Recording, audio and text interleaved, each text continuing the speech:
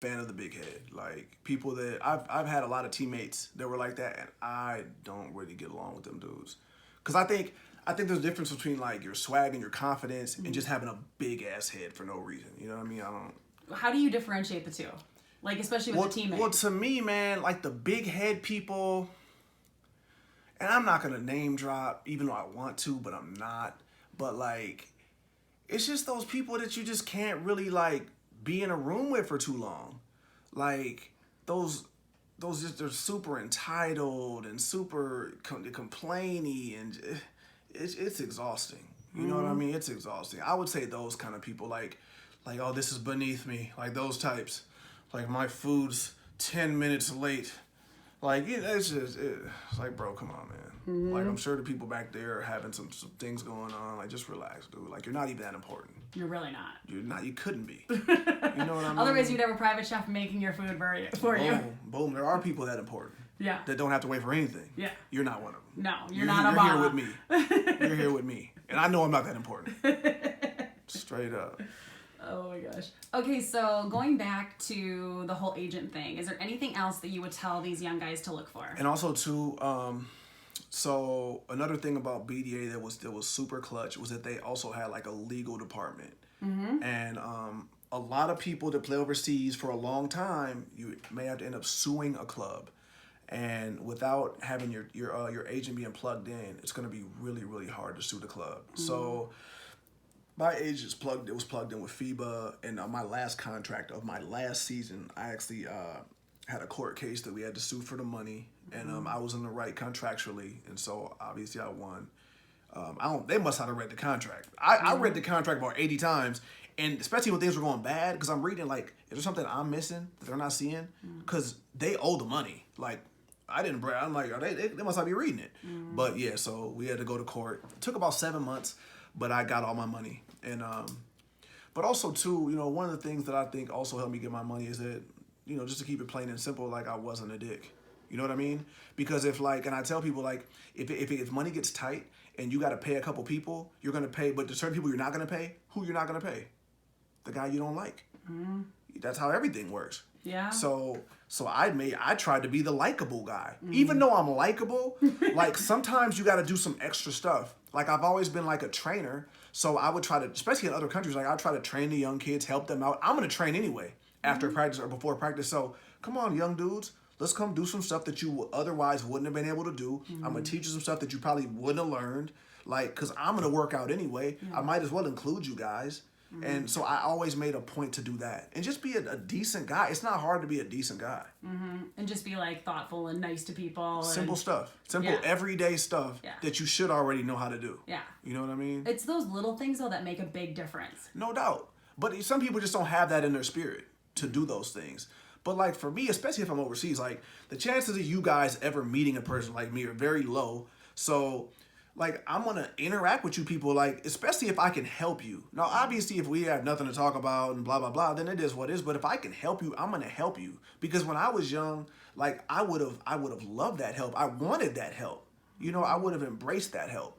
But, you know, it's funny. There's been guys where you try to help them, and they're just like, I don't want no help. You know what I mean? Like, there's one guy in particular that I really tried to help. When there was time to help him, he was like 16. And then he just like, he burned the bridge so fast. Like, he burned the bridge so fast. Then I saw that same guy when he's like 23. Man, could we start training? I'm like, bro, you have no eligibility. Like, it's over with now. I tried to help you when you were like a sophomore in high school when you had the juice. Matter of fact, I can't remember where he was working. Just a regular job. And there's no diss to your job. I don't care what you do. Yeah. But, dude, you could have been a hooper. I could have made you a hooper. I tried to make you a hooper. And now, you know, you're fetching shoes. And that's fine. But you shouldn't have been fetching shoes with the talent that you had. You know what I'm saying? Like, you could have been hooping somewhere, getting some money. But now, you know, you're grabbing a size 8. You shouldn't have been grabbing a size 8 because I could have helped you. You know what I mean? But some people, they're not receptive to help. Do you feel like that's the biggest difference, too, between guys that make it and guys that don't? The ones that accept help, that go the extra mile, those things, like, besides just the God-given talent, what are those things that you set yourself apart with and that you would tell them to do? Well, honestly, I didn't really get much help. I'm not gonna lie. Like me and my dad was a bus driver. He was a baseball player. Like he played some hoops, but he wasn't really like a hooper like that.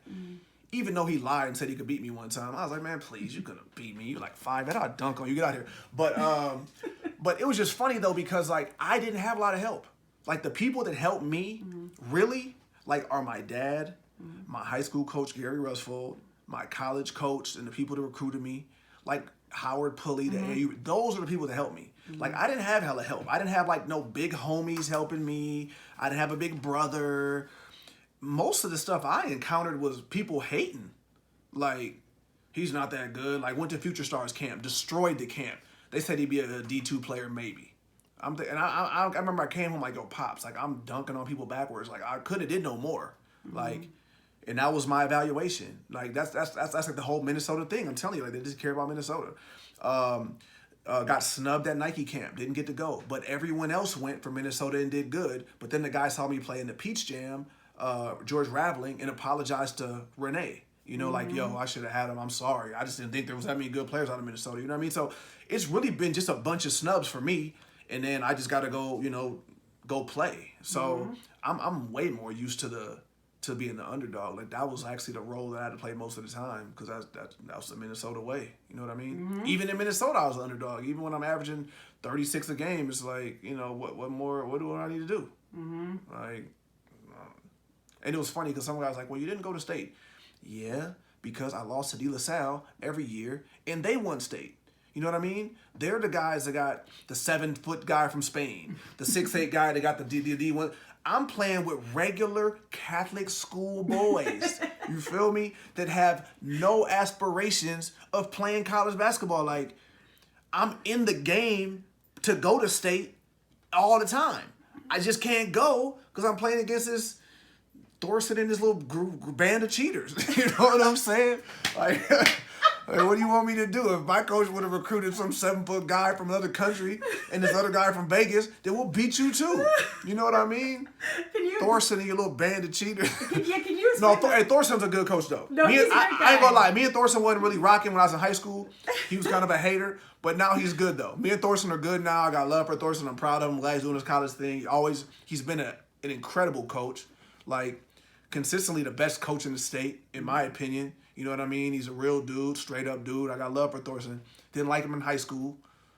Might have hated him, but not no more. You know what I mean? It's all good.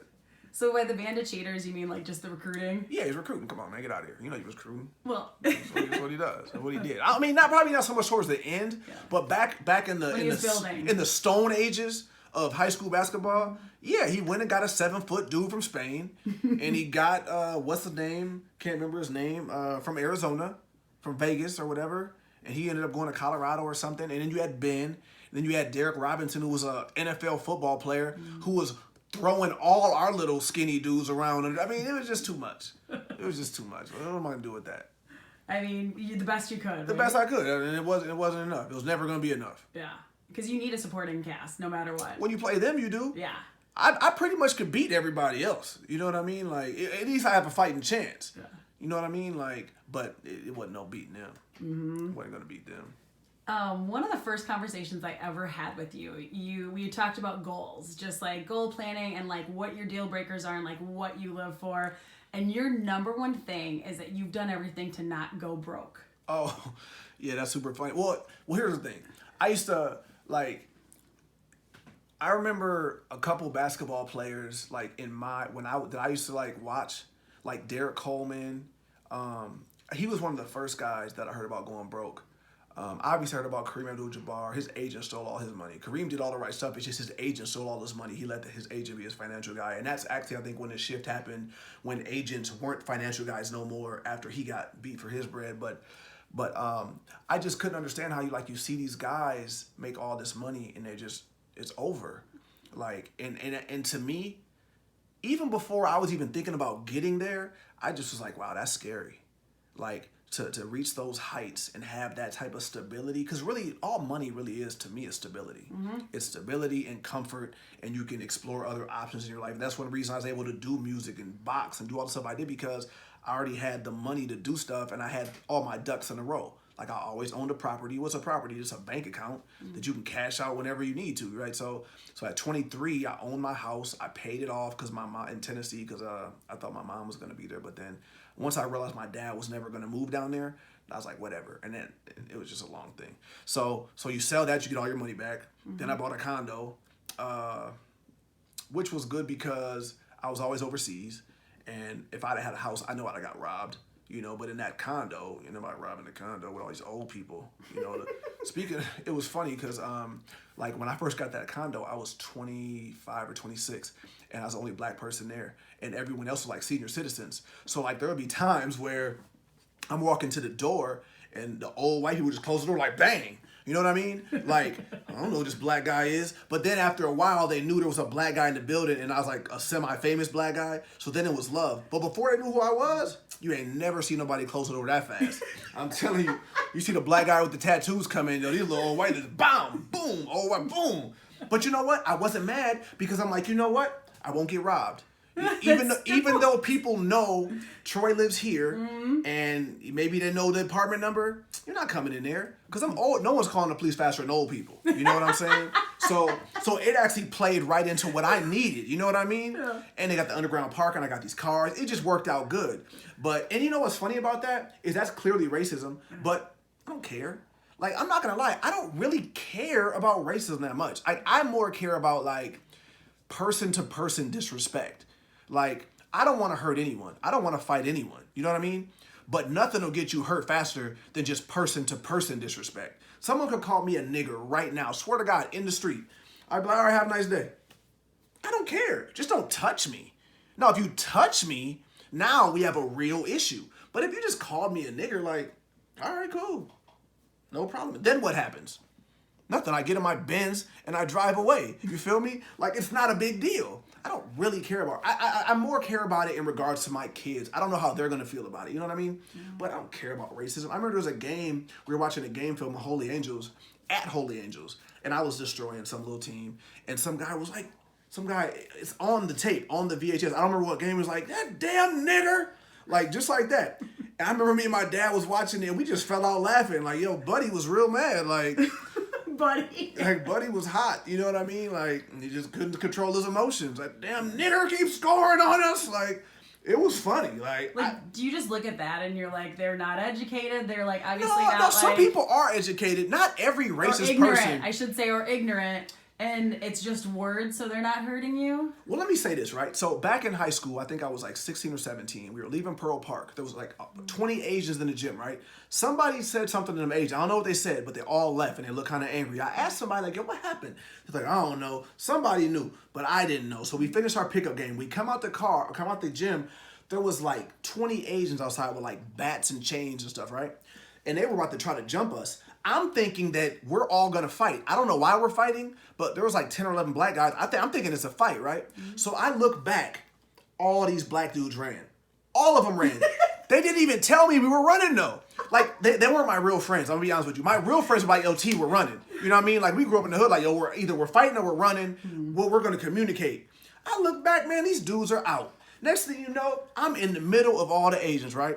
So, dude swings at me, I duck, hit one dude, he falls, boom. Then I got hit in the back of the head with the steering wheel club. You know the one that you lock like that? Oh my gosh. And I fell to one knee, and I blacked out for 1 second, and I got up and I took off, right?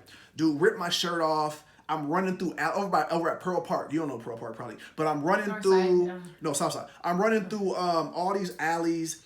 Actually got to my friend's house, just so happened to be leaving like blocks away. I got in his car and took me home. I get home, the police are right there at my house. Like, you want to press charges? I'm like, no. You know what I'm saying? Like, no. Like, that's not what we do here.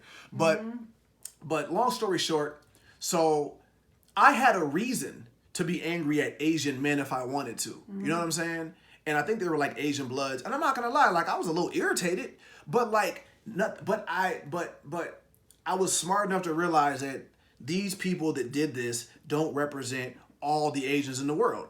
And also too, someone said something to them. It wasn't me, so I shouldn't have got hit with the steering wheel club, but someone did. You know what I mean? I don't know who, so they were mad. I get it. Like, I had some irritation, you know. Might have had more irritation with Asians wearing red. But I knew that that did not represent all the Asians. So it's like, part of it's intelligence, but then part of it is some people are just very hateful. You know what I mean? Like some people are just hateful people. It just is what it is. So I don't think they're all ignorant. I just think it has to do with hateful. Because there are haters in this world. Like, I know you've had friends. Like, my dad was a hater. Like he would hate on me. You know what I'm saying? Like, he loved me to death. But he just had that hater little thing about him. You know what I'm saying? Like, I mean, he wasn't a racist. He just would hate on me or anybody that came by the house. If he wanted to hate, he'd start hating. Most of the time it was funny. But I told my dad, you're a hater.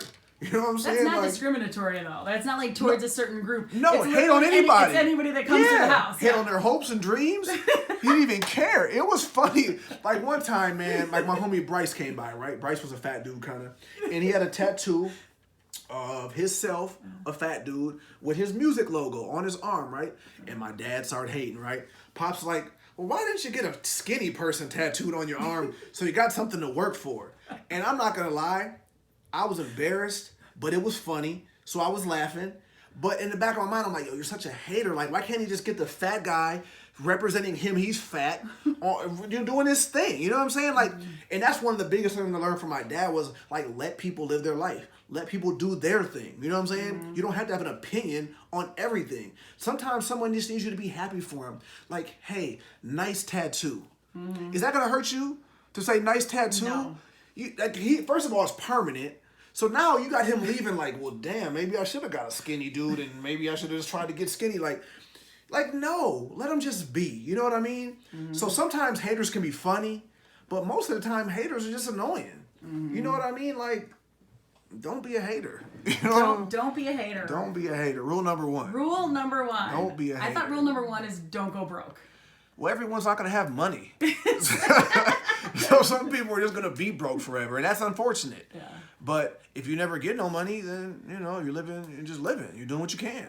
So going back to the whole broke thing. My rule number one was don't be broke. 'Cause I was Right. trying to get some money. Yes. Right. So what are other things that you would tell these younger guys to not go broke and handle their money like you did and be very smart with it? What are the things that they need to look forward? Well, Look at. To be honest, man, like I've always been invested, but I never really like invested like the bulk of my money just because, and this is just my opinion, I don't have all the answers. I'm just saying, like, for me, I felt like unless you have some real inside information on something, you just don't know what's going to happen.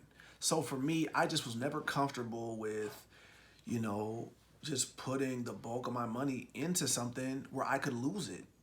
You know, especially when you're playing professional sports because you only got a window. It'd be different if, like, you know, I don't know what your job would be where you'd have total security, but... When you work for 45 years and you know every other week you're getting a paycheck. Right, man. I mean, and that stability's not even here, you know? Yeah, you can still lose your Yeah. job. I just feel like I was never going to be the guy to put the bulk of my money into something where it could be gone. Where you wake up one day and you're like, ooh, the stock market looked like I lost 60% of my money. Like, I just wasn't with that. Like, so for me, you know, real estate, you can't really lose a real estate. You know what I mean? They're not making more land. I've always believed in that. They're not making more land. There's one earth. It is what it is. Things can go up and down, but the bulk of your money is going to be there. You know what I mean? Like, even this house right here, right? So I paid $462. They say it's up to $518. I don't know. I've been here 2 years. You know what I mean? So good investment. The condo that I bought it for $333, sold it for $416. Good investment. You know what I mean? My house in Tennessee, I bought it for $242. I think I only sold it for like high ones. The market had dropped, but it wasn't like I lost everything. You know what I'm saying? So I feel like there's just certain things that make more sense to me, you know, but I always like, you know, did some little CDs and stuff. And when you got a lot of money, you can make a decent amount of money on CDs. Not a whole lot. You're never going to kill the game, but you're not going to lose. And my thing was, I just don't want to have money one day and then just not have money one day due to something that had nothing to do with my decisions. So I just feel like, you know, obviously invest in what you believe in, but invest in something where it's still going to be there. That's how I feel. But again, I'm not a finance major. You know, I'm not claiming to be none of these things. I'm just claiming to be somebody that I got cut from the league in '05, but I had a 3-year deal. I played overseas for a number of years. You know, and I still have everything that I came in with. I have all my jewelry. I didn't have to sell anything. All my houses are paid off. All my cars are paid off. And another thing too is I would say own stuff. You know what I mean? Like, obviously your car is going to depreciate, but if you own it, you can't lose it. A lot of people are making payments on 30,000 things. You're making payments on, and when they had the money to pay it off. So, like I said, I don't have all the answers, but I knew what made sense to me. I knew what would work for me, and I just stuck to my guns. Because you look at Mike Tyson, you know, he made, what, $270 million, and he lost it. So it just shows you it doesn't matter what you make, it's what you do with what you have. So for the guys, the young guys that are fortunate enough to make money, I would do what you believe in, but just be smart. You know what I mean? There's no surefire way. I mean, there's a lot of ways to go broke. There really are. There's so many things to buy. Oh, another thing, and this might be embarrassing to the new people, but I've never went in the club and bought bottles. You know, I know, and I'm not saying anyone has to be like me. I'm just saying me. For me, I couldn't pay $500 for the same bottle that I could have bought at the liquor store for $20. That didn't work for me. You know what I mean? So there's just a lot of different things that I just didn't believe in. Yep. Well, another probably even more personal side of it too is like, look at all the guys with so many kids and child support. Like, I'm sure you've seen a lot of these guys go broke just paying that. Kids are tough. Kids are tough. And, you know, let's be honest. Every adult could have had a baby with someone that wouldn't have been good for her. You know what I mean? Anybody. So part of us got to get lucky. You know what I mean? Like, because, you know, things happen. We're adults. Things happen. So, but then you got to be smart too. If you know you're, you know, having relations with someone that you don't need to be having no kid with, maybe strap up every time. You know what I mean? Even that time when you were both for drunk. Even that time too. So, you know, it's you got to be smart. You got to be smart. This is your PSA, your Troy Bell PSA. Hey man, I'm not gonna lie. I've dated some girls where if I'd have had a baby with them, like my life would have been in shambles. I'm not even talking about financially. I'm talking about protecting your energy. You know what I'm saying? Like these toxic people where, you know, you just had some fire sex, but you're just like, oh, but we can't raise no kid. You know what I'm saying? Like, it is what it is. So it's like, and everyone's been there where the physical stuff lines up, but nothing else lines up. But you let the physical side get the best of you. Now you're raising this kid with, you know, with this, I'm not going to say this terrible person, because they're not a terrible person. They're just not maybe someone that you want to be raising a kid with. So it's just, it gets rough. And that's forever. You can get a divorce, but you cannot not have a kid together. You can't. You know what I mean? You got to communicate with these people. You can't block them. I guess you can temporarily, but you got to unblock them to get the call to pick up Chucky or whoever it is. You know what I'm saying? Like, okay, I'm going to block you till Saturday. I don't want no text. I don't want no asking for no money. I'm asking for nothing. I'm going to unblock you on Saturday. You know what I mean? And then, hey, man, hey, come get Chucky. Okay, I'm come get Chucky. You know what I mean? My check wasn't on. I mean, it's just a lot. It's a lot. And I got a lot of friends in them situations, so it's rough. It's rough. The multiple kid thing is a surefire way to go broke. Surefire. Any other last pieces of advice to give some of your young counterparts? Things you've learned along the way? There's so much stuff. You got to direct me. If you give me a direction, I can figure out something. Okay, so we already talked about money. What about keeping your body in as healthy and feeling as good as possible? You know, that's one of the things that everyone should take a page out of LeBron's book. You know, spend that $1 million a year to, I mean, obviously, you know, I'm not saying spend $1 million a year. I'm just saying do what you got to do to make sure that you can compete at the level you need to compete at, you know? Because I had no idea that anyone was spending that much money on. But really, it makes sense because if you can't play, you can't make your bread. And I'm not going to lie, back then, I wasn't even thinking like that. Like, I remember me and Shane Batty had a conversation. He had a personal chef, and he told me that he'll let him work for me. Or I was like, well, how much is it? He was like, it's like, I don't know, like $1,000, $1,200, $1,500 a month.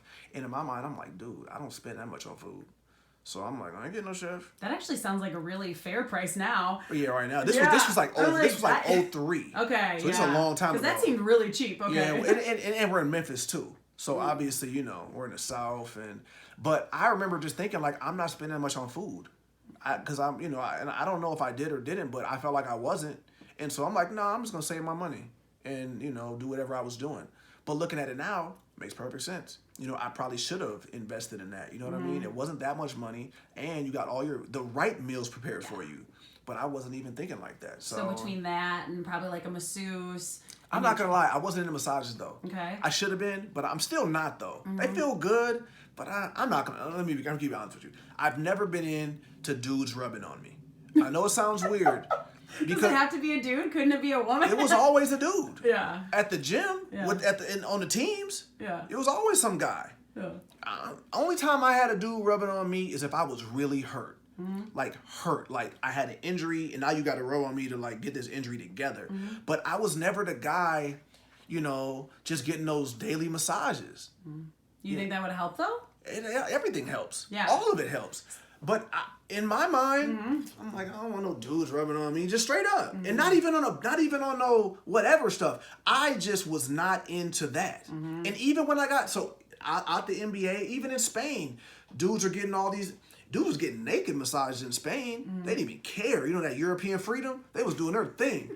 I remember I got there. I'm like, damn, so we doing the naked joints, huh? Like, nah, we're not doing them. I wasn't doing them with the clothes on. I definitely ain't doing the naked joints. You know what I mean? Like, I just never really been with it. That's just me, and still not. You know what I mean? Even in my mature day, I done everything. I clean up poop every day off kids' butts. I do everything, and I still don't want no dudes rubbing on me. Like, I'm just not. I just never was with it. And it's a little immature probably, but I just don't like it. I just do not like it. Like, I don't want you rubbing on me. So, but going back in time, like, especially like if you're in the league and you're making good money, so you would think personal chef, you wouldn't personally do the masseuse. I still don't want the massages. But like, what else would you invest in your body? You know what I probably would have invested in more so was the off-season work. Like the off-season. I mean, I did off-season stuff, but I probably should have did like more self-care.